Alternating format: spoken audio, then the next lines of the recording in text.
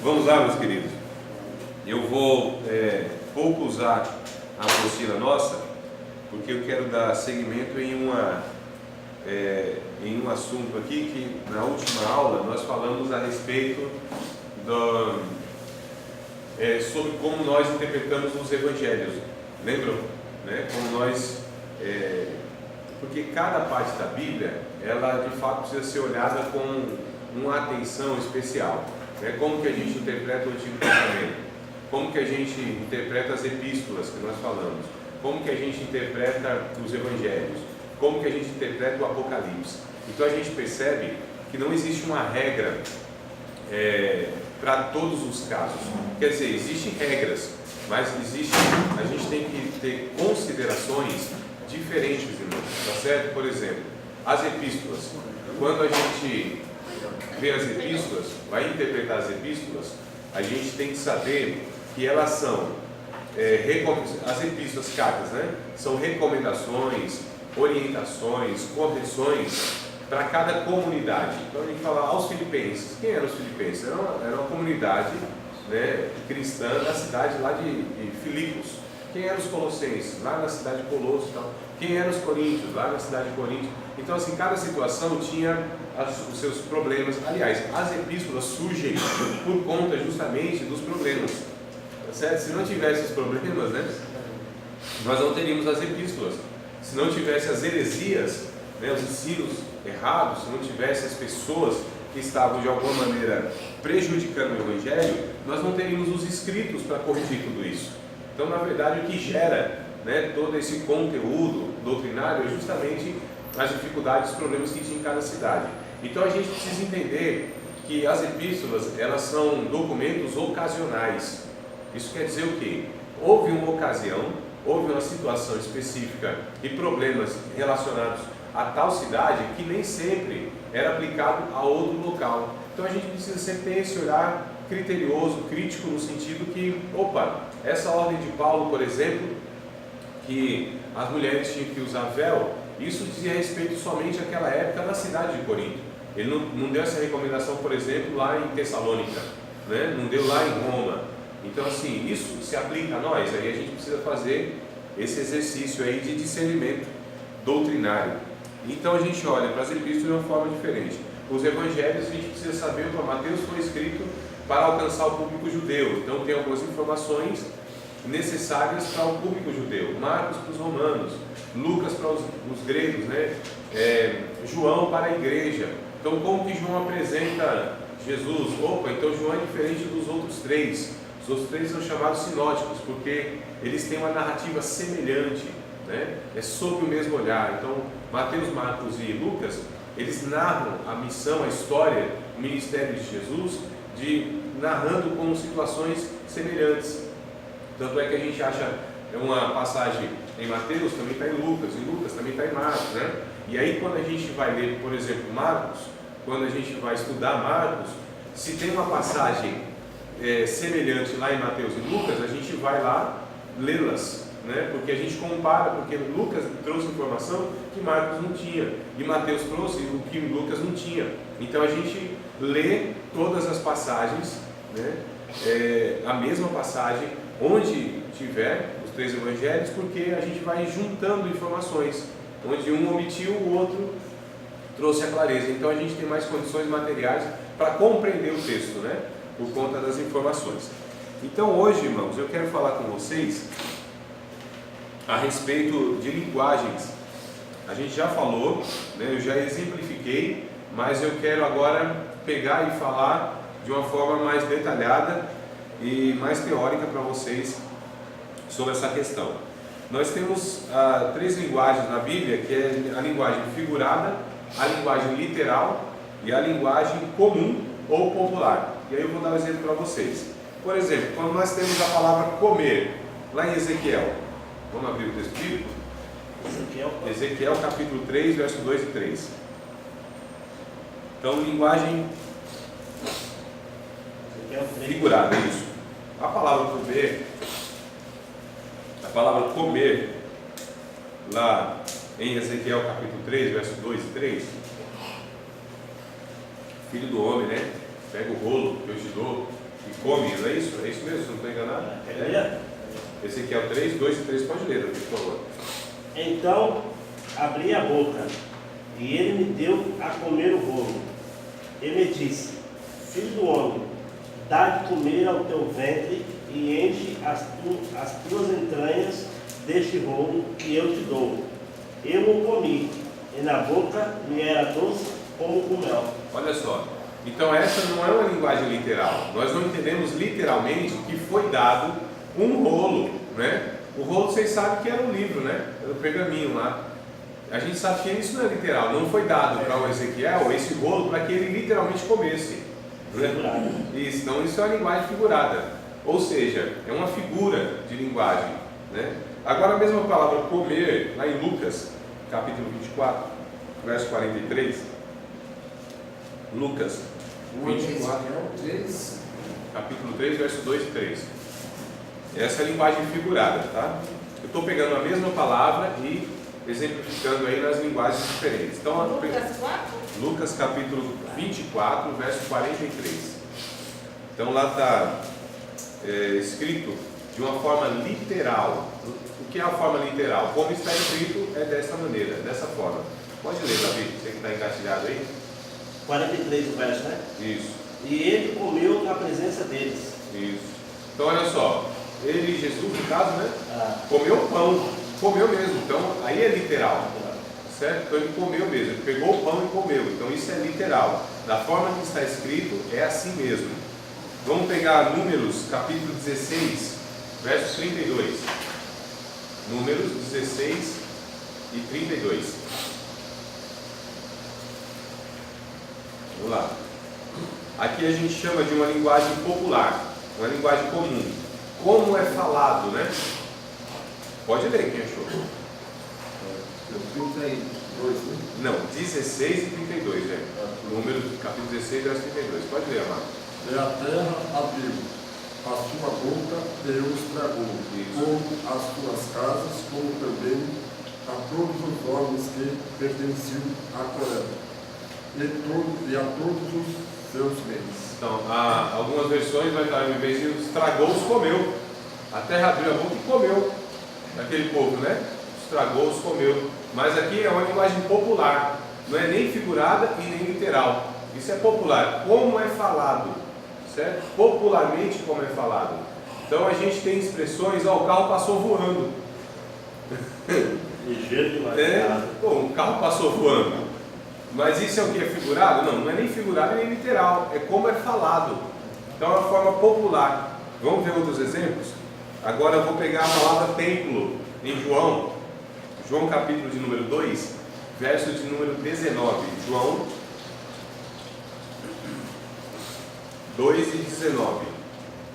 Se não me falha a memória, Jesus disse a respeito do templo, né? Vocês derribam aí esse templo e em 3 dias eu levanto. Até os homens, olha só, as pessoas nem entenderam.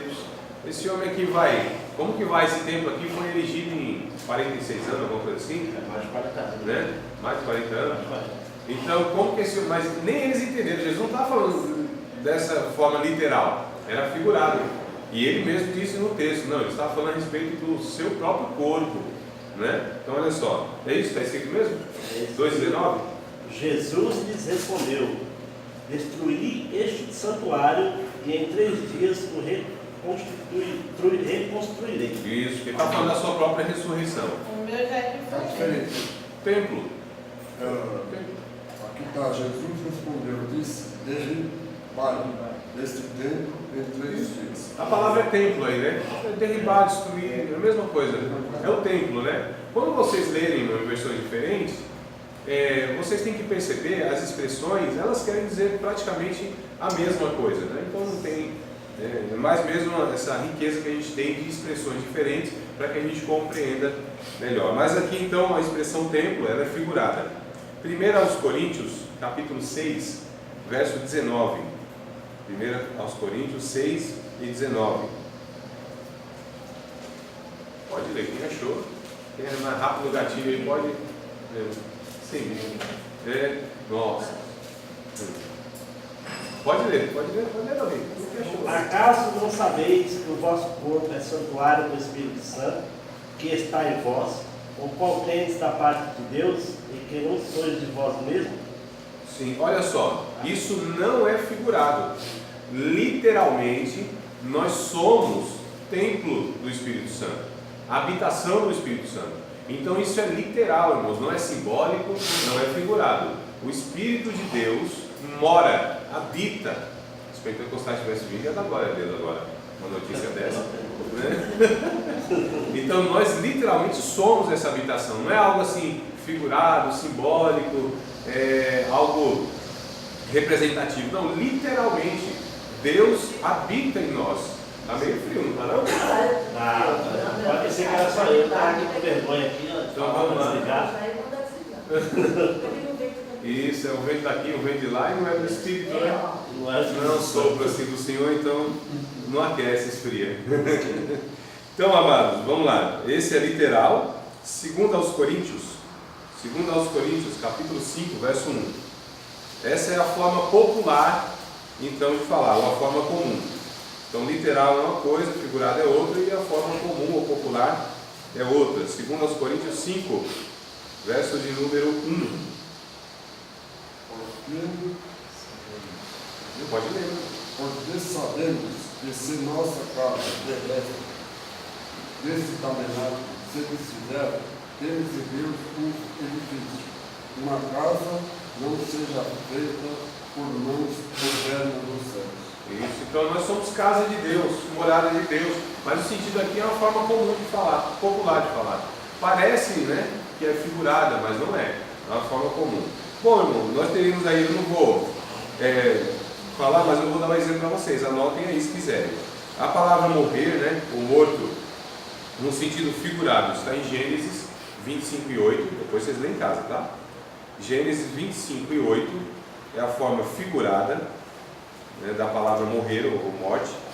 A literal, forma literal, está em 1 aos Coríntios, capítulo 15, verso 31. Então a forma literal, 1 aos Coríntios 15, 31.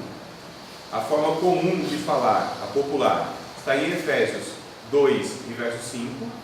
Então a palavra morrer ou morto, então, na forma figurada, literal e popular ou comum. A palavra trevas, da forma figurada, está em Efésios 5 e verso 8. Efésios 5 e 8, a forma figurada da palavra trevas. Efésios 5 e verso 8. A forma literal está em Mateus, capítulo 27,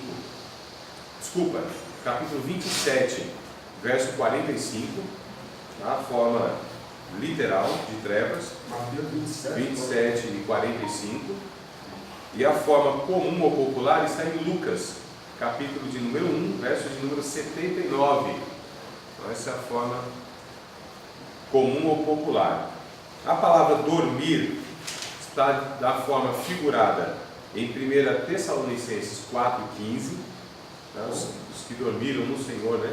Como que é? A palavra dormir, da forma figurada, está em 1 Tessalonicenses, capítulo 4, versículo de número 15. Essa é a forma figurada. A forma literal da palavra dormir está em Mateus, capítulo 8, verso de número 24.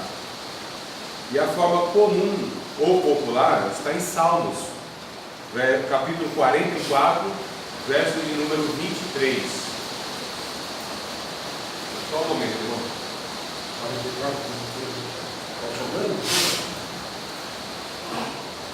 Você administra a parte aí, né? Tem, né?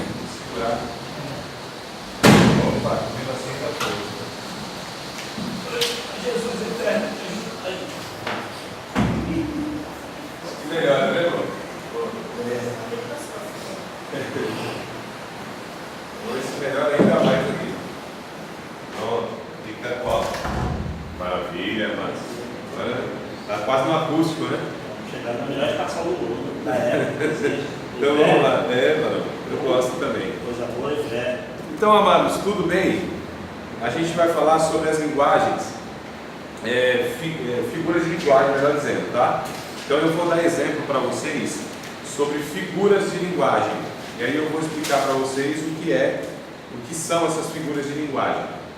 Deus, Ele fala na Bíblia Sagrada de diversas maneiras, diversas formas, né? Então a gente já aprendeu que tem linguagem poética, né? Tem a linguagem literal e a linguagem figurada. Nós vimos que temos a forma de parábola, onde a gente interpreta de uma maneira diferente. Existe a forma alegórica, onde cada expressão tem um significado por trás daquilo. Então eu vou trazer para vocês algumas chamadas figuras de linguagens, tá bom? E a primeira é metáfora. A metáfora. Ó. Metáfora. Metáfora, né? A primeira é metáfora. E o exemplo é João capítulo 10. João capítulo 10, versículo de número 7 ao verso 9. Nós vamos pegar um texto e vamos ler para ver o que seria essa metáfora. A metáfora, no caso, ela é distinguida sempre, para que vocês tenham uma dica, com o verbo ser ou estar. É um elemento que corresponde ao outro. Então a metáfora é uma figura de linguagem que tem um elemento que representa outro, tá? No caso aqui é a porta. Vamos ler o texto, né? Vamos pegar a Bíblia, para nós lermos aí já entendermos mais ou menos o que são aí essas figuras de linguagem. A primeira então é chamada de metáfora. O que significa a palavra metáfora? Ó, irmãos, eu acho muito interessante quando a gente pega as palavras e as entende, né? A gente chama na etimologia, ou seja, na origem dela, quando ela foi formada, qual é o significado. Então, a palavra no caso aqui é de origem grega, que a maioria das expressões da nossa língua portuguesa, ela vem da língua grega e latim, tá? Então a origem do português vem da língua grega e latim, né? E aqui no caso é grego. Então meta, ela tem o sentido de além, e aqui ó, forma. Então seria uma linguagem o quê? Que vai além da forma. Metanoia, quer dizer metanoia, é traduzido por, vocês já viram essa palavra, essa expressão? Né? Tem bastante, né? Metanoia e tal. Metanoia quer dizer, ela é traduzida por arrependimento, mudança de mente. Olha que coisa interessante, nós chamamos de conversão, né? Então, foi convertido, a pessoa se converteu, mudou de mente. A meta, que é além, e nous, noia, que quer dizer a mente. Então a mente que expandiu, a mente que agora ela foi transformada, ela foi convertida, ela foi mudada, houve um arrependimento. Só para falar da metanoia. Metáfora, então, tudo que é meta é além, né? Então, além da forma. Vamos ler o texto de João, capítulo 10, verso 7 ao 9, por favor, alguém leia.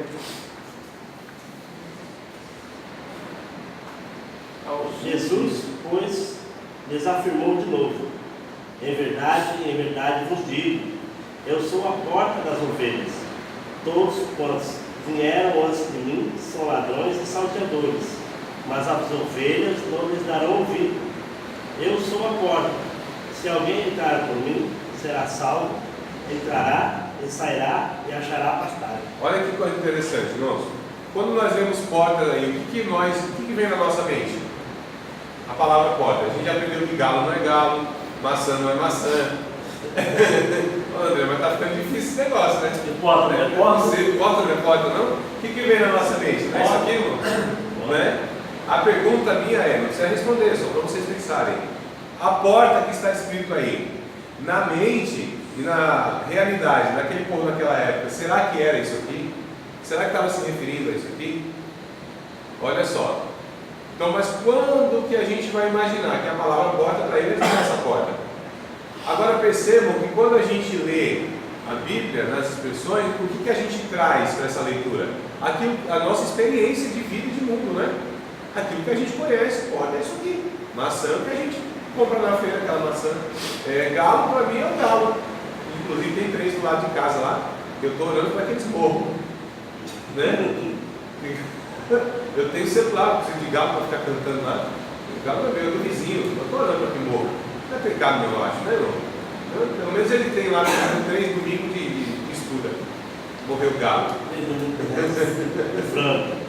Mas a questão é, será que era essa porta? Fala, não era. Ah, então o significado que a gente vai dar é diferente se a gente tem em mente essa porta aqui. Vocês percebam a necessidade de nós entendermos o contexto cultural, inclusive?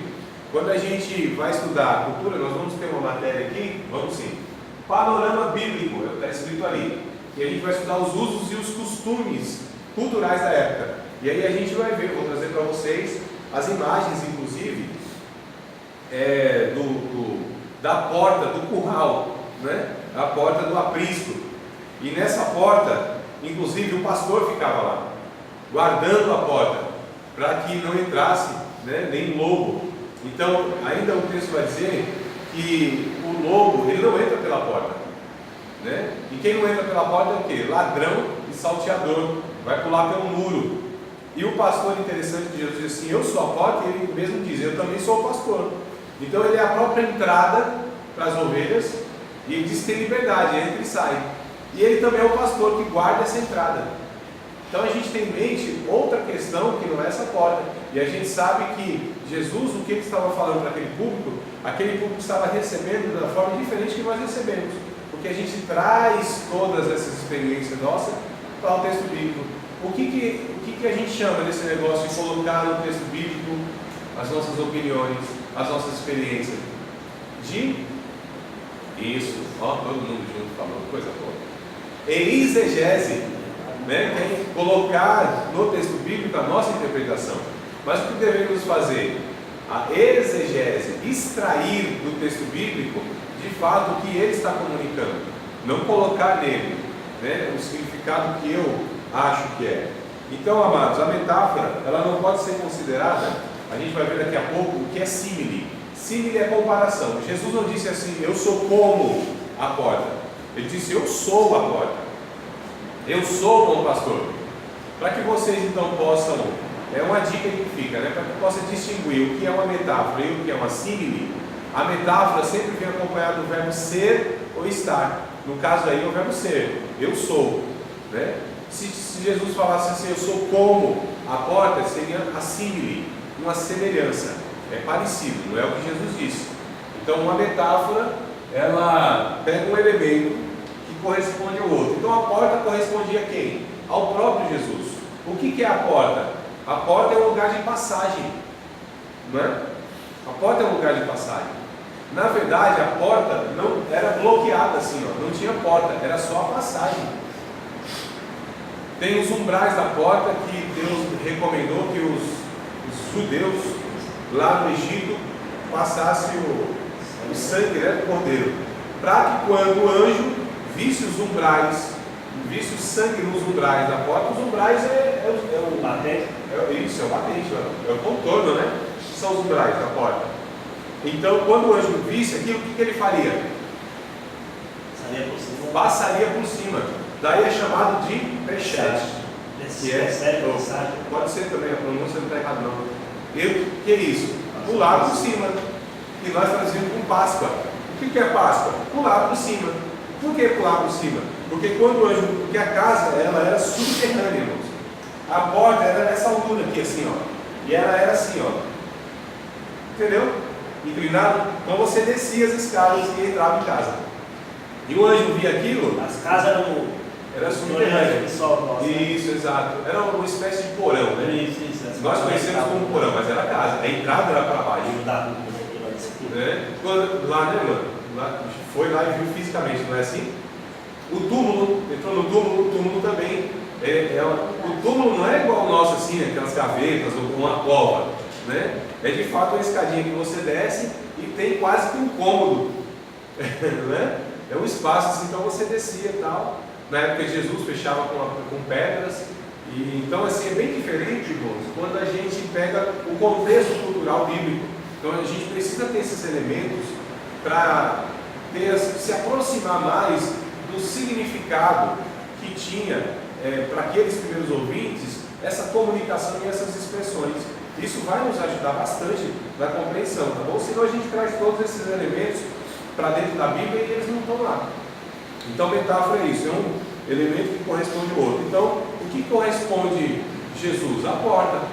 Né? Então a porta porque é o lugar de pastagem. Jesus, eu sou a porta. Quem entrar por mim, entrará e sairá, salvar-se-á, entrará e sairá, e achará pastagens. Então tem a liberdade de transitar. Então eu acho muito interessante isso aí. Isso é uma metáfora. Pode fazer uma pergunta? Claro, mano.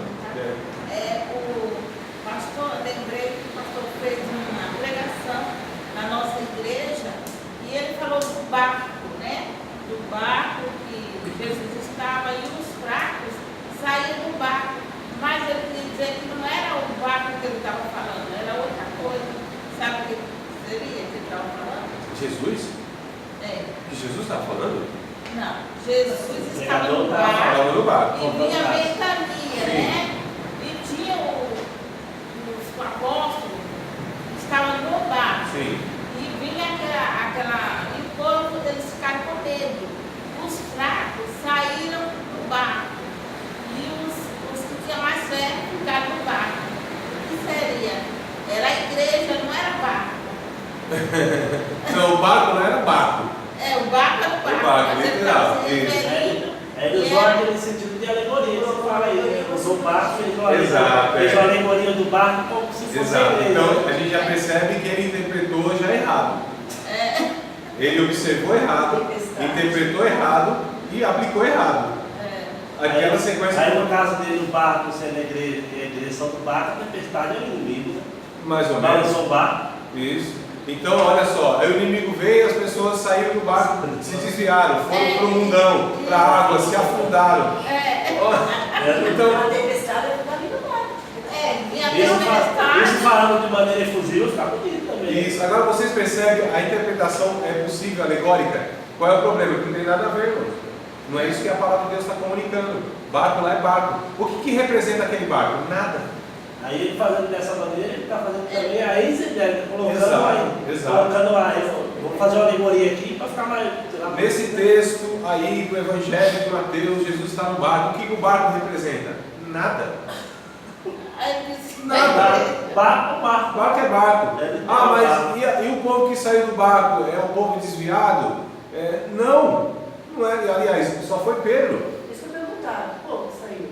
Só Pedro. Então assim, a gente percebe, irmãos, que tem um monte de erros na fala, na observação, na interpretação, na aplicação. Porque é uma sequência. Se eu observo errado, quer dizer, qual foi a observação errada dele?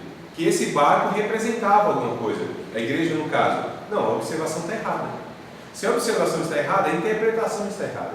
Se a interpretação está errada, a aplicação está errada. Foi o que eu falei no começo. Irmãos, se eu observo correto, eu interpreto correto e aplico correto. O que é observação? Barco é barco. Jesus estava ali no barco, literalmente no barco, num lagozinho, né? O mar da Galileia, que era um lago, na verdade não era um mar. A expressão mar da Galileia, lago de Tiberíades. Eu nunca consigo pronunciar esse negócio. Tiberíades. Então, Nós sempre com isso é mais efusivo. Então, mar da Galileia, Tiberíades Rio Jordão, né? Não, eu estou falando que é o mesmo, né? Mar da Galileia, Tiberíades e Oh meu Deus, tem o terceiro lá, Lago de Genezaré. É tudo o mesmo rio. É o mesmo. São 3 nomes para o mesmo local. Por que esses 3 nomes? É o nome que se dava. Um chamava de uma forma. Por que chamava Mar da Galileia? Bom, era na Galileia. Esse mar não era um mar, era um lago. É um lago, não é um mar. Mas é um lago tão grande. Parece, não é, mano? É um lago tão grande que eles falavam, isso aqui é um mar. Mas não era um mar, não era o oceano, não é banhado pelo oceano. É um lago. Só que eles chamavam de Mar da Galileia, porque ficava ou fica na Galileia.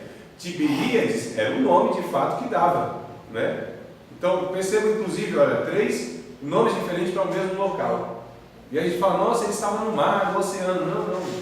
Não, mas a palavra mar não quer dizer oceano, não quer dizer, mas aqui nesse contexto não, né?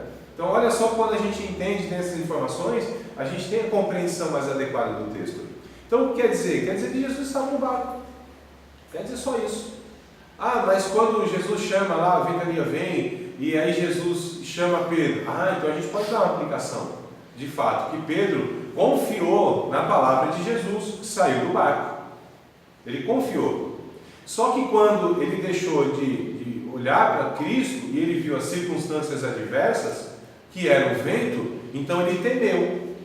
Aí a gente aplica então de uma forma adequada, porque nós observamos e interpretamos de uma forma adequada. A observação o barco era barco, não deixa de ser barco, é barco. A ocasião lá é histórica, Jesus de fato chama Pedro para sair do barco e andar sobre as águas, e isso aconteceu literalmente, ele andou sobre as águas. Quando o vento bateu forte, ele temeu, né? Então, afundou, né? E afundou. E aí a gente pode aplicar. Então, olha, irmãos, nós temos que confiar na palavra de Jesus. Se Jesus nos deu uma ordem, nós precisamos confiar nessa palavra. Porque no momento que a gente deixa de confiar na palavra de Cristo e a gente vê as circunstâncias adversas sobre a nossa vida ou ao nosso redor, a nossa tendência de fato é afundar, espiritualmente inclusive. Então a aplicação é correta porque a observação é correta e a aplicação também é correta. Mas quando se observa errado, aí faz essa lambança toda. Compreende, amados? Então vamos lá. Então, aí o que faltou? Faltou ele identificar se a passagem ela era alegórica, né? Ou se era literal. Então aqui é literal, barco é barco, não tem uma alegoria nisso, não tem um significado específico no barco, não tem um significado específico na água, não tem um significado específico no vento. Não, vento era vento, água era água, barco era barco, literalmente. Mas isso quer dizer o quê? Quer dizer que barco era barco, água era água, vento era vento. Mas é assim que a gente tem que lidar, da forma que tá certo? Então vamos lá, uma metáfora, né? A metáfora é um elemento que corresponde ao outro, tá certo? Então pode correspondia a Jesus, na sua característica. Simile. O que é uma simile? Simile é uma semelhança. Tá? Então simile quer dizer isso. Semelhança. Aquilo que é similar, né? Aquilo que é semelhante. Então vamos pegar o texto de Apocalipse, capítulo de número 1. As parábolas, poderia falar que seria o tipo da metáfora? Não. As parábolas, às vezes sim, às vezes não. Geralmente não, irmão. Eu já ouvi falar das parábolas de metáfora. Então, às vezes sim, às vezes não. Pelo que eu me lembro aqui, as as parábolas que eu me recordo, todas elas não são metáforas. Pelo que eu me recordo, pode ter um ou outro que não seja, mas a maioria não. Não tem um elemento lá que corresponde ao outro, né? São de fato aquelas coisas cotidianas mesmo. Mas assim, não é que não pode ser. Pode uma parábola conter metáforas, mas as parábolas pode conter, pode como não pode. Falar isso aí, então, parábolas são tipo de metáforas. Então, pode ou não pode. Não é uma regra. Toda parábola é uma metáfora? Não. Mas também pode ser. Isso, não tem problema. Pode ser também. Simile, então, é aquilo que é semelhante, né? Ou é semelhança. Apocalipse, capítulo 1, verso 13. Apocalipse, capítulo 1, verso 13, até o verso de número 16. Nós vamos ler o texto. Vamos pegar a Bíblia para ler o texto. Simile, o que é uma simile, né? Apocalipse, capítulo 1, verso 13 ao 16. Alguém lê, por favor. Estão sem vontade de ler a Bíblia hoje? Alguém? E no meio, Pode ler. e no meio dos 7 castiçais, um semelhante ao filho do homem, vestido até aos pés de um vestido comprido e cingido pelos peitos com um cinto de ouro. Até o 16, amado. E a sua cabeça e cabelos eram brancos, como lã branca, como a neve, e os seus olhos como chama de fogo, e os seus pés semelhantes a latão reluzente. Reluzente, né? Reluzente. Luzente. É, É a luz, né? E reluz. Como se tivesse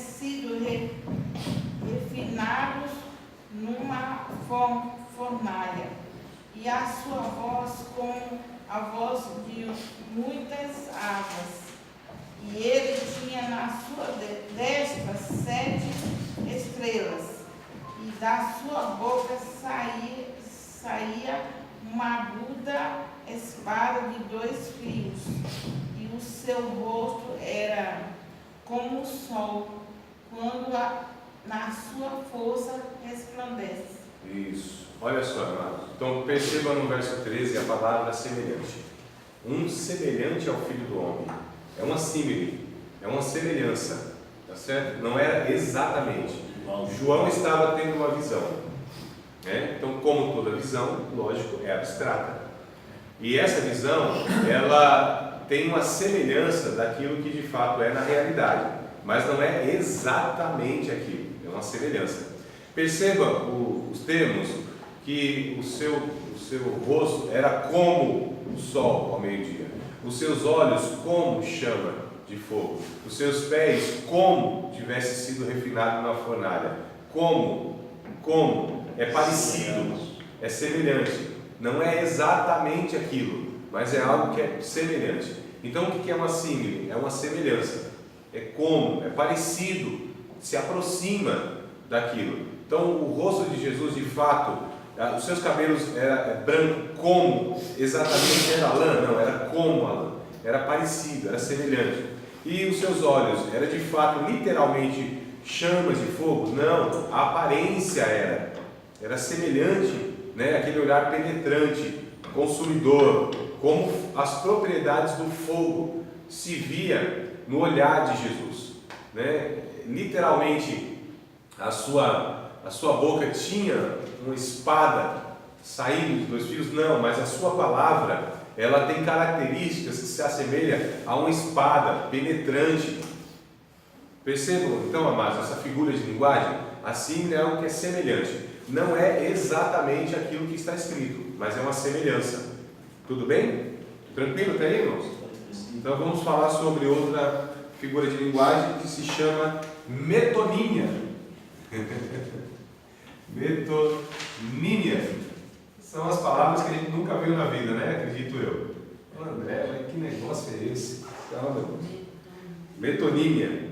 E aí eu vou dar um exemplo para vocês, que é 1 aos Coríntios. Eu vou explicar o que é, né? 1 aos Coríntios, capítulo 11, versículo de número 25 e 26, tá? 25 e 26. O que é a metonímia? O que quer dizer isso? Metonímia é uma substituição de uma palavra por outra, né? É a substituição de uma palavra por outra. No caso, é pego a causa em lugar do efeito e o efeito no lugar da causa. O que isso quer dizer? Por exemplo, um objeto em lugar de outro, né? Significando outro, é uma substituição que faz. O que está escrito em 1 Coríntios capítulo 11, verso 25 e 26?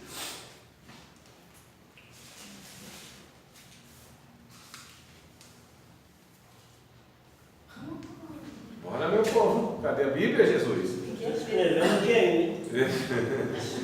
Devagarzinho, né, meu irmão? 1 Coríntios 11, Semelhante 25 e 26. Semelhante também, depois de cear, tomou o cálice, dizendo: Este cálice é o Novo Testamento, no seu sangue. Fazei isto todas as vezes que beberdes em memória de mim. Porque todas as vezes que comerdes este pão e beberdes este cálice, anunciai a morte do Senhor até que venha. Ô, amado, você pode me fazer a gentileza, me empreste? Acho que está a errado. Bíblia. É 11, 25, Por 26. gentileza, É 1 Coríntios? Então acho que está errado isso aí. Não, eu quero só conferir uma coisa aqui, vamos lá. Pode conferir. 1 Coríntios. Veja bem, semelhantemente, não é semelhante nem semelhança, semelhantemente, está escrito. Também, depois de cear, tomou o cálice, dizendo: Este cálice é o Novo Testamento no meu sangue, não é no seu sangue. Não é? É? Então eu li errado. Isso. É isso que eu quero chamar a atenção de todos vocês. É que às vezes a gente erra. Sim, eu sei. Nós erramos, é por isso que nós estamos aqui, para corrigir os erros. Né? Eu só quero mostrar para vocês, desculpa, mas pegando o exemplo, irmão. Não, tudo bem. Porque assim, amados, percebam como nós temos isso não é o irmão só não, todos Tá nós. semelhantemente, né? Sim, mas Os somos pregadores também. todos nós. Estamos lendo. Por semelhante modo. Veja bem, mas o que eu quero falar é o seguinte, chamar a atenção de vocês. Que nós estamos lendo aqui, olhando para o texto, mas percebam que a gente fala aquilo que está na nossa mente. Isso não é o caso específico. Muitos de nós fazemos isso. Nós estamos lendo aqui, irmãos, olhando a palavra, mas a nossa mente faz com que a gente fale aquilo que de alguma maneira nós lá atrás ou ouvimos ou até compreendemos. Vocês percebam então a máxima atenção que nós temos que ter na leitura. Voltamos às primeiras aulas lá atrás, aquela regrinha de a gente de fato fazer a leitura correta, respeitando pontos e vírgulas, não é? E aí eu peguei o exemplo para vocês até da harpa cristã, quando a gente canta lá e a gente expressa errado, porque nós ouvimos errado, porque nós não distinguimos a pontuação, a gramática, e fala assim, nossa, mas eu estou lendo aqui. Então, mas olha a capacidade que nós temos de olhar para a palavra, mas entender e falar aquilo que está na nossa mente, não o que está diante dos nossos olhos, irmãos. Vocês percebem que coisa interessante, não é? Então, vamos lá. Poderia ser qualquer um de nós aqui, se o Davi de repente estivesse fazendo a leitura, poderia ser ele. Isso, a irmã, eu, qualquer um. Então, assim, a gente precisa primeiro dar atenção a isso. Vamos ler aqui, prestar atenção na palavra, com muita calma, não tem agonia. Tem frases da Bíblia, versículos da Bíblia que a gente sabe tão de cor, que nem esse daí, Isso. sabe de cor. Já está na mente, né? E a gente repete aquilo que está na mente. Fala assim, Isso. É que às vezes a gente lê depressa. Às vezes até aquele versículo que você nunca leu, mas desde criança você sabe que está na Ouviu. Bíblia, e quando você vai ler, às vezes não é daquele jeitinho que você fala, que você aprendeu a ouvir. Como está escrito, não cai um cabelo da minha cabeça sem que Deus saiba. A minha pergunta, não está escrito esse negócio, pelo amor de Deus. Vocês nunca ouviram falar isso? Não, eu já ouvi falar muito. Eu já ouvi falar assim, não cai uma planta no ar, sem que Deus não permita. Já ouvi falar assim? Não cai uma folha da árvore sem a permissão de Deus. Sem a permissão de Deus. Aí eu já vi. Se Deus não quiser, não vai acontecer. Aí eu pergunto, onde está escrito esse texto? Em lugar nenhum, amado. Não está escrito. Sério? É a mesma coisa, água mole e pedra dura, tanto bate até que fura, como diz a Bíblia. Não está na Bíblia. Mas quantas vezes nós ouvimos essa afirmação nas nossas igrejas? Olha, irmão, não cai como está escrito. A música diz isso. Mas a música diz, e aí a gente acha que a Bíblia diz. E as pessoas, os irmãos afirmam, como está escrito, amados, né, na palavra de Deus, não cai uma folha sequer da árvore sem a permissão de Deus. E, amados, isso é uma afirmação que se faz dentro das igrejas. A minha pergunta, onde está escrito?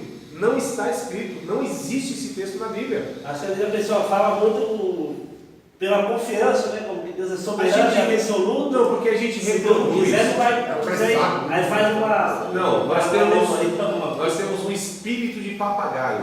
É apressado, não pensa. É que eu tenho esse problema mesmo, que minha mente era muito rápida. Irmão, não é nem questão de Fala sem pensar. Não é questão de pensar. É a questão de não ler Bíblia. Simples assim. Às vezes a gente... É a questão de não conhecer Bíblia. De reproduzir aquilo que ouviu de outra pessoa e só Tá repete. gravado. É o espírito do papagaio. Tá certo?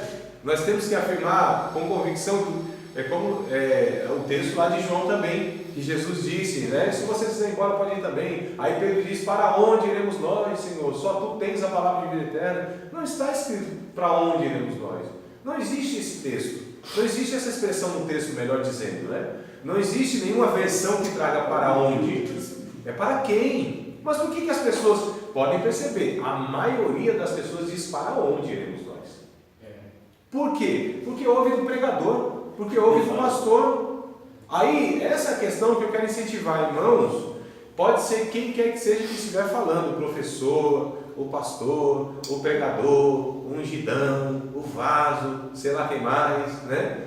Se ele está falando, procure saber, antes que você reproduza isso, antes que você repita isso, procure saber se de fato é daquele jeito. Vá na Bíblia Sagrada, leia o texto, Você é responsável por isso. É aquele, eu venci, vós vencereis. Não tem isso. Não tem. Buscai o reino de Deus e a sua justiça, e todas as coisas vos serão acrescentadas. É assim que a gente... É as demais coisas, né? E as demais? Não sei, eu estou perguntando. Vamos pro texto, Vamos Mas para você acha que o nós 3 aulas atrás, não foi? Você falou? Acho que sim. Foi. Vamos pegar a Bíblia, Mateus, mano. você bateu. A gente não pode ter essa preguiça. Mateus 6, né? Nós não podemos ter essa preguiça de abrir a Bíblia, irmãos. A Bíblia. 6:33. Pelo amor de Deus, nós temos um livro na mão. Está acessível. Está em português. A gente precisa ler o português, mas está em português. Buscai, pois, em primeiro lugar, o seu reino e a sua justiça, e todas estas coisas vos serão acrescentadas. O que Jesus está falando? Dá para entender que ele cuida. O que são todas estas coisas? Se ele cuida de um passarinho, quanto mais cuida. Não, mas o que são todas estas coisas? A promessa está para todas estas coisas. A promessa se resume, se restringe a todas estas coisas. Jesus não disse que a providência é uma casa. Essas coisas tem um pouco de Exato. disse. Então a promessa está naquilo que estas Que eu acabei de falar. Exato. O que é? Alimentação, Alimentação. vestuário. Só. Jesus não garante convênio médico. Jesus não garante previdência privada. Jesus não garante carro do ano. Nem casa, nem na Coab, irmão. Jesus não garante. Não é promessa. E eu não estou dizendo que Deus, Ele não pode providenciar essas coisas. Eu não estou dizendo que Deus não pode nos dar recursos. Eu estou dizendo que a palavra de Deus não está falando nada a respeito dessas coisas que nós estamos falando. Ou todas as coisas. Não. Estas coisas. O que são estas coisas? Vamos ler o texto antes, meu Deus do céu. O texto tem que ser entendido no seu contexto. Se tem estas coisas, é porque então tem uma fala antes. Se está escrito portanto, é porque tem uma fala antes. É que você acabou de falar. Você acabou de falar o quê? E a gente sabe muito bem disso. Você não está dizendo que Deus não pode dar. Sim. Aí nessa confiança, acaba se colocando os textos, que nem o que a gente está, que foi o que puxou o assunto, não cai uma ponta do ápice, que a pessoa sabe que Deus só acontece alguma coisa se Deus permitir. É uma verdade? É uma verdade. Mas está escrito na Bíblia? Não está escrito na Bíblia. Aí você pitula tanto que ele disse outra coisa. Acaba virando uma aí verdade. não vem aquilo, aí a fé cai assim. Isso. Mas calma aí, Deus nunca prometeu na sua palavra. Sim. Aqui que está o X da questão, irmãos. Nossa cabeça. Na presença de Deus até a tristeza salta de alegria. É verdade que uma pessoa triste, quando entra na presença de Deus, é verdade que o Espírito Santo reverte essa tristeza em alegria? É verdade. Sim, Mas nesse texto que nós estamos citando de Jó 41 e 22, não. Aqui que está a questão, irmãos. É o texto, é como a gente usa a Bíblia. Nós não temos o direito de usar a Bíblia para dar um significado que ela não tem. Deus não se responsabiliza, tá certo? Por nada que Ele não disse na sua palavra. Ele não empenha esforço. Deus, Ele não tem o porquê e nem tem a obrigação de cumprir nada daquilo que Ele não disse. Agora, se Ele disse, Ele não é filho do homem para que se arrependa. Não é homem para que minta. Ele vai cumprir o que Ele disse. Não que nós estamos falando o que Deus não disse. Aqui que está o X da questão. O problema maior é que nós pegamos texto bíblico. É igual o Mateus 7, verso 7. Pedi e dá-se-vos-á. Buscar, primeiro que não está escrito pedir. É pedir, uma vez só. E dá-se-vos-á. Buscar e encontrarei. Bater e abrir-se-vos-á. O que pede recebe, o que busca encontra, o que bate se abre. Olha, irmão. Pede. Aí o que Jesus está dizendo? Que se todo aquele que pede, busca E o Espírito Santo.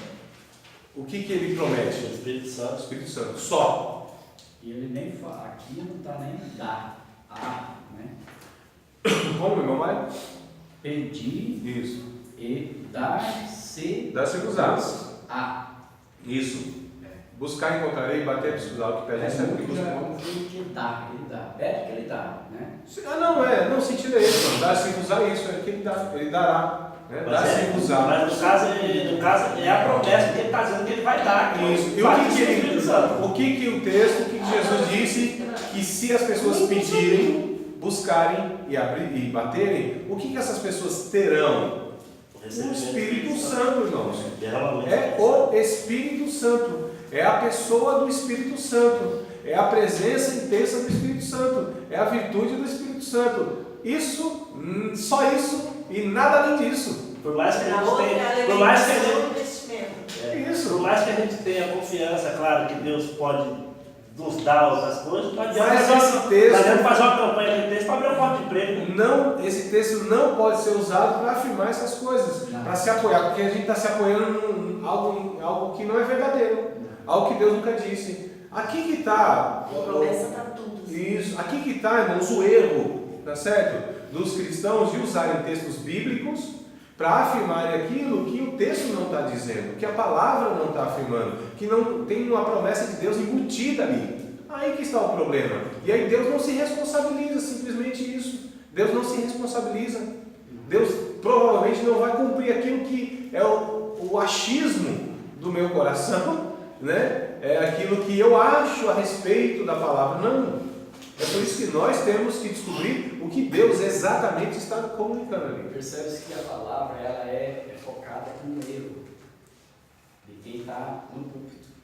Porque eles usam muito isso para induzir o povo, dar grana, dar dinheiro Também. para a igreja. Também.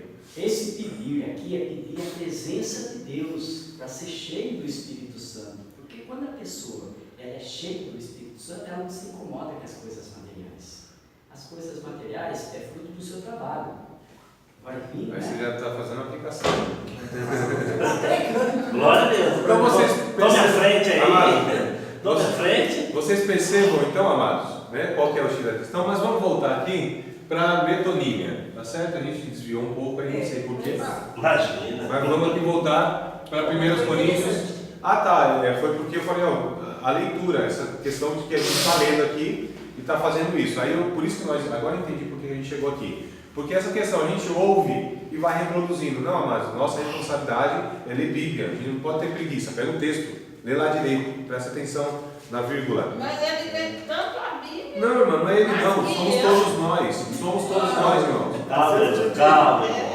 Somos todos nós, amados. Eu fui desligado minha mente. Não é o senhor, não. Somos todos nós, amados. Tá certo? Leitura de celular, de ler. Todos nós. Então, qual é a recomendação para todos nós? É que a gente leia, preste atenção na leitura, na questão do português. A gente lendo, então, observando, então, corretamente, vai ser o primeiro passo para que a gente interprete corretamente. Então, vamos lá. O que é a metonímia? 1 Coríntios, capítulo 11, verso 25 e 26, está escrito, semelhantemente, tomando Jesus, né, aí o pão, deu graças, inclusive, ele nunca consagrou pão nenhum. Mas parece que a gente faz isso, né? Na ceia, a gente consagra o pão na oração? Sim. A Nossa, palavra assim. precisa consagrar. Consagrar. Aí eu pergunto, de quem que a gente aprendeu isso?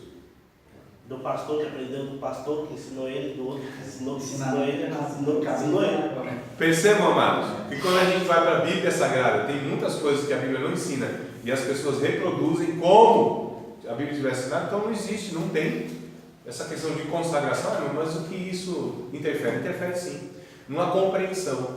Isso é um conceito que eu estou colocando quando eu consagro alguma coisa. Consagrar, pega lá uma guitarra, olha nossa guitarra, aqui foi doado para a igreja, vamos consagrá-la. Mas onde, no Novo Testamento, o Antigo Testamento é outra história, tá certo? No Antigo Testamento se consagrava tudo. Tudo. No Novo Testamento não existe esse conceito de consagrar nada. Eu não vou falar isso agora, mas depois a gente vai trabalhar um porquê não disso. Fica aí. Ó, mas aqui, ó, você nos deu o versículo 25 e 26. No 24 ele diz assim, ó, e tendo dado graças, Exato. o partiu e disse, isso é o meu corpo que é dado por vós.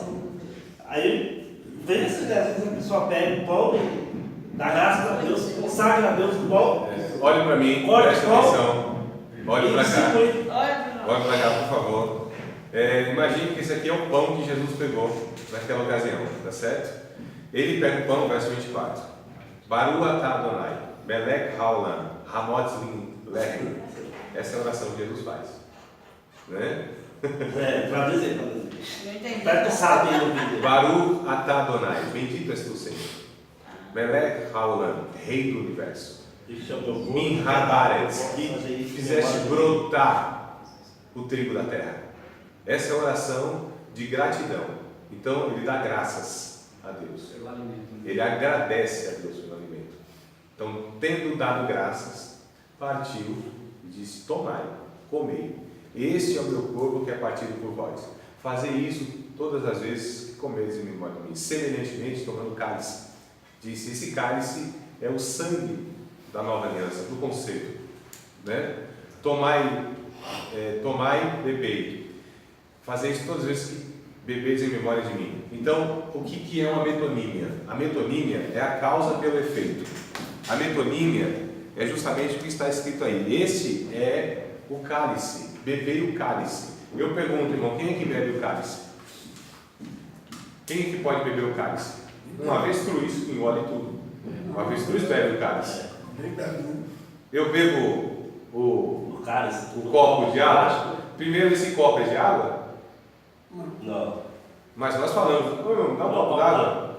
O copo não é de água. O copo contém água. É diferente. O copo é de plástico, inclusive. Um copo com água. Só que eu estou bebendo um copo de água. Eu falo, nós falamos assim. No dia a dia. Mas isso é literal? Não, é a causa pelo efeito. Tá certo? Então aqui, olha só.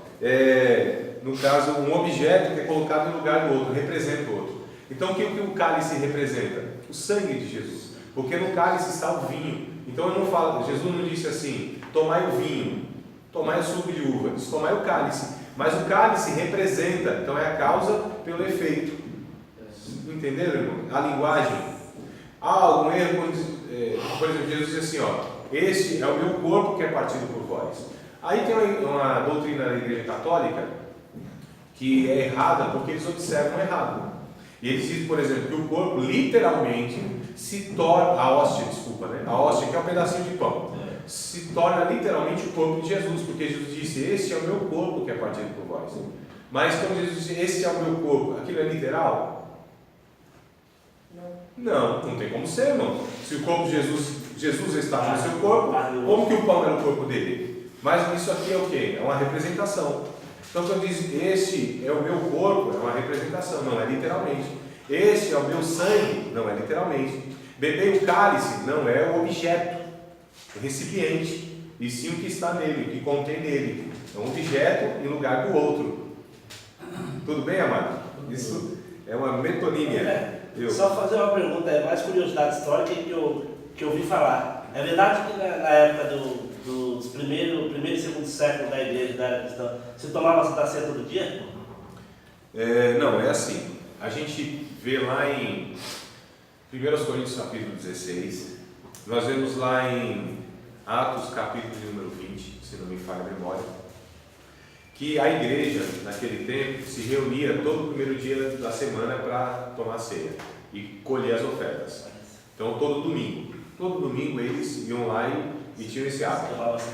Então isso é o que a gente vê registrado nessas duas passagens, pelo menos 1 Coríntios 16 e Atos capítulo de número 20. Eles se reuniam no primeiro dia da semana para cear e colher as ofertas para ajudar os demais irmãos pobres e tal, da cidade ou daquela localidade mesmo. Então assim, isso a gente vê historicamente que era feito. Agora também há outros comentários que dizem que os irmãos, todas as vezes que eles se reuniam, Atos capítulo 2, por exemplo, verso 42, 43, 44, vai dizer que eles estavam unidos, juntos, todos os dias, comendo o pão, partindo o pão com gratidão, perseveravam nas orações, na comunhão, nas orações, na comunhão, na doutrina dos apóstolos e tal. Então todos os dias eles comiam. O que era a ceia? A ceia não tem nada a ver com o que é hoje. A ceia para eles, a santa ceia que a gente chama, eles comiam, irmãos. Todo dia a gente come, não come? Então, só que os irmãos, eles comiam reunidos. Entre os irmãos, encontravam na casa da Davi, vamos lá buscar Deus, orar a Deus, louvar, cantar hinos a Deus e tal. E tinha uma refeição. Como toda reunião de ciprés diferente tem comida. Não é, irmão? Como toda reunião assim, pentecostal de ciprés, tem um negocinho para mastigar. Então, o que acontece? É verdade, né, Maria? Então, olha só. Então eles estavam reunidos, comiam. Nesse ato de comer, eles davam graças. Irmãos, aqui é uma vivência cristã. Aquilo virava uma ceia.